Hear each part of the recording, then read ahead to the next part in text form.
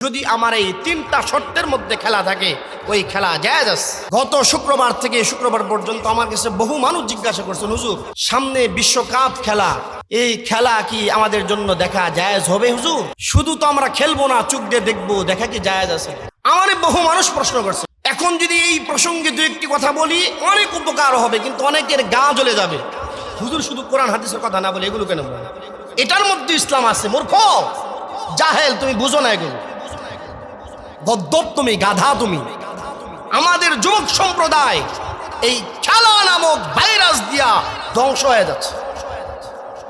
এই বিশ্বকাপ খেলা নিয়ে অনেক যুবক আছে জীবন দেয়া দিবে, জীবন শেষ করে দিবে। অনেকে সম্পদ নষ্ট করবে, বাজি ধরবে, হারাম, এগুলো হারাম। আজকে এই যে মাদ্রাসা আপনাদের, এই যে মসজিদ আপনাদের, সন্তান যদি আজকে মাদ্রাসায় পড়ে আলেম হইতো, তার দ্বারা এই জঘন্য কাজ করা সম্ভব হতো না। আমার দ্বারা এই বিশ্বকাপ খেলা চলবে, আমার এই দুই চোখ দিয়ে আমি কল্পনাও করি না যে দেখব। আমার এটা কল্পনাতেও আসে না। ভাবতে বড় অবাক লাগে আমার। এই সময়টা আমরা কিভাবে নষ্ট করব? শুধু আমি তিনটা কথা বলবো, এরপর আমি আমার মূল আলোচনা করে আপনাদের সাথে চলে যাব। তিন কারণে খেলা জায়েজ, তিন শর্তে খেলা জায়েজ। তিনটা শর্ত যদি খুব মনোযোগ দিয়ে শোনেন ফায়দা হবে। তিন শর্তে খেলা জায়েজ। বলেন সবাই, একটু আমার সাথে বলবেন। বলেন কয় শর্তে খেলা জায়েজ? তিনটা শর্তে খেলা জায়েজ। নাম্বার ওয়ান, যেই খেলার মধ্যে কোনো গুনাহ হবে না সেই খেলা জায়েজ। প্রথম নম্বরই আমরা ব্যর্থ হয়ে যাব। হুজুর খেলার মধ্যে গুনাহ হবে না, গুনাহ তো হয় না। আমি তো দেখি খেলার মধ্যে গুনাহ হয়। কিভাবে গুনাহ হয়? মারামারি, চিল্লাচিল্লি, বকা দেওয়া, কাউকে আঘাত করা, জিততে না পারলে অন্যকে হেয় প্রতিপন্ন করে, এগুলো গুনাহ। একজন বেশি গোল দেয়া দিলে একজন কম দিলে এগুলো গুনাহ। শুধু এটাই না, বহু মানুষ নামাজ চলতেছে কিন্তু খেলা বন্ধ নাই, আছে না নাই? এগুলো গুনাহ, এগুলো গুনাহ। শুধু এটাই তো গুনাহ না, তিন শর্তে খেলা জায়েজ। বিশ্বকাপ আর মধ্যম কাপ আর মহাকাপ বিষয় না। বিষয় হলো যদি আমার এই তিনটা শর্তের মধ্যে খেলা থাকে ওই খেলা জায়েজ আছে। প্রথম নাম্বার কারণ হলো গুনাহ ছাড়তে হবে। অনেক মানুষ দেখবেন দলকে সাপোর্ট করে, অনেক মানুষ দেখবেন হাফ প্যান্ট পরে খেলে। বলেন তো দেখি তার সতর ঢাকা থাকে না খোলা থাকে? বুঝেন নাই মনে হয়? সতরটা কি ঢাকা থাকে না খোলা থাকে? এই যে সতর খুলে আপনি খেললেন, আপনি কবিরা গুনাহ করলেন, যত মানুষ দেখবে সমস্ত মানুষের কবিরা গুনাহ হবে। বলেন এই খেলার মধ্যে গুনাহ আছে না নাই? আসেন আপনি প্রথম নাম্বার কারণে, আপনি বাবা আপনার সন্তান খেলতেছে, আপনি বাবা আপনার সন্তান এই খারাপ খেলা খেলতেছে। এই খেলা খেলতে গিয়ে যদি আপনার সন্তান নামাজ ত্যাগ করে, আপনি বাবা নাবালেগ হলে আপনার গুনাহ হবে। আপনার সন্তানকে আপনি সুশিক্ষিত করতে পারেন নাই, আপনার খেলার জন্য আপনি কোনোদিন বাধাও দেন নাই, এই জন্য আপনি বাবা হিসেবে আপনার গুনাহ হবে। যদি আপনার ছেলেটা বালেগ হয়, তাহলে প্রথম নাম্বার আপনার অপরাধ হলো আপনার সন্তানকে আপনি জীবনের শুরু থেকে আপনি শিক্ষিত বানাইতে পারলেন না। যে শিক্ষা অর্জন করলে আপনার ছেলেটা হারাম খেলা বুঝতে পারত। এই জন্য প্রথম নাম্বার গুনাহ আপনার। দ্বিতীয় নাম্বার, আপনার ছেলে বালেগ হওয়ার পরে, বুঝমান হওয়ার পরেও এই গুনাহটা করার কারণে দুই নাম্বার গুনাহগার হলো আপনার সন্তান। কি বাবা রাগ করতেছেন নাকি?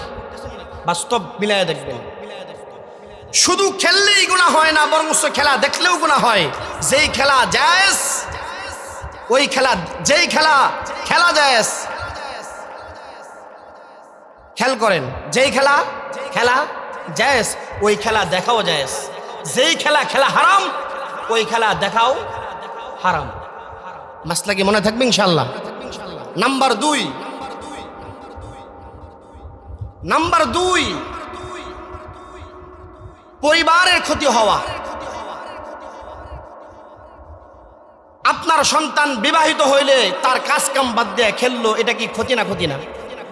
যদি এই ক্ষতি করে, পরিবারের ক্ষতি করে, তাহলে তার গুনাহ হবে। অথবা সে বিবাহিত না, আপনার ছেলেটা, আপনার সন্তান খেলাধুলা করলো, আপনার সংসারে একটা কাজ দিছেন, মেঘ চলে আসছে, বাবা একটু খেয়ারটা উল্টায় দাও, বাবা এটা করো, ও বাবার কথা অমান্য করে খেলার মধ্যে লাগে গেছে, অথবা খেলোয়াড়ের খেলা দেখার জন্য লাগে গেছে, সেটাও গুনাহ। নাম্বার 2। নাম্বার 3, আপনার সন্তান 3 নম্বরে গুনাহগার হবে। যদি আপনার সন্তানটা গুনাহ থেকে বাঁচতে চায়, 3 নম্বর শর্ত পালন করা লাগবে। 3 নম্বর শর্ত হলো শরীর চর্চার খেলা। শরীর চর্চা করা জায়েজ, হারাম এটা না। লুড্ডু খেলার মাধ্যমে শরীর চর্চা হয় না, দাবা খেলার মাধ্যমে শরীর চর্চা হয় না, জুয়া খেলার মাধ্যমে শরীর চর্চা হয় না। যেই খেলার মাধ্যমে শরীর চর্চা হয় না, ওই খেলা হারাম। শরীরকে আরাম দেওয়ার জন্য, বডি ফিটনেস ঠিক রাখার জন্য বৈধভাবে প্যান্ট পরে উরু সতর ঢেকে যদি কেউ খেলাধুলা করে শরীরের ফিটনেসের জন্য, সেটা জায়েজ। এটা হলো 3 নম্বর শর্ত। যদি কেউ উরাত বের করে হারামভাবে গুনাহে লিপ্ত হয়ে যদি কেউ হার জিতের জন্য খেলা খেলে, ওই খেলা হারাম।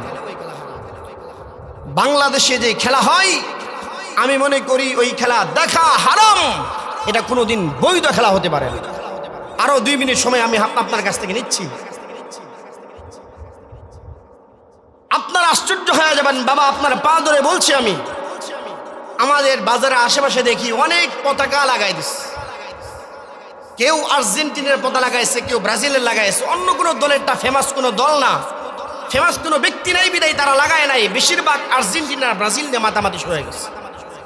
ওয়ানলি 5টা মিনিট একটু খেয়াল করেন বাবা, আপনার সন্তান যদি এমন কাজের মধ্যে জড়িত থাকে, আপনি নামাজ পড়েও গুনাহগার হবেন।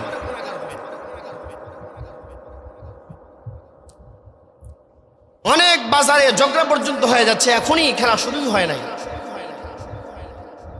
শুধু একটা আর্জেন্টিনার পতাকা লাগায় আপনি একটা দলকে সাপোর্ট করলেন। আপনি একবার চিন্তা করেন যে দল আপনি সাপোর্ট করলেন, সেটা কোনো হিন্দু দল না খ্রিস্টান দল না মুসলিম দল, তার বৈধতা কি অবৈধতা কি কিচ্ছু আপনারা জানা নাই।